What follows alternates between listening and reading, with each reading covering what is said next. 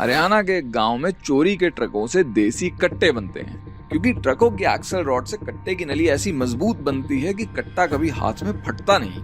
तो जो लोहा ट्रकों में लग के आज तक किसी को ईमानदारी की रोटी दे रहा था, अब वो लोगों की जान लेने लगा।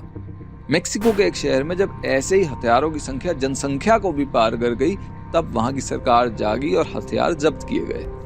मिलिट्री ने वो हथियार तोड़े और फिर जो उसके आगे हुआ वो थोड़ा अनोखा था। उन्होंने ये टूटे हुए हथियार एक आर्टिस्ट के सुपुर्द कर दिए। अब कलाकार का काम होता है जीवन की सच्चाइयों को लोगों के हृदय में उतारना, उसका बंदूकों से क्या लेना देना। इस कलाकार का संदेश था शांति का, जिससे प्रभावित होकर कुछ समय पहले बहुत से लोगों ने खुद ब खुद अपने हथियार इनके सुपुर्द कर दिए थे, जिन्हें पिघला के इन्होंने बनाए बेलचे और बच्चों में बांट दिए। लोहे की फितरत बदली तो जमीन की भी किस्मत बदल गई। जहां खड्डे लाशें दफनाने के लिए खुद रहे थे, अब पौधे उगाने के लिए खुदने लगे। जहां जिंदगियां ली जा रही थी, अब जिंदगियां दी जाने लगी। अब की बार अपने सुपुर्द हुए टनों टन हथियारों के लिए पेड्रो ने एक अलग स्कीम निकाली।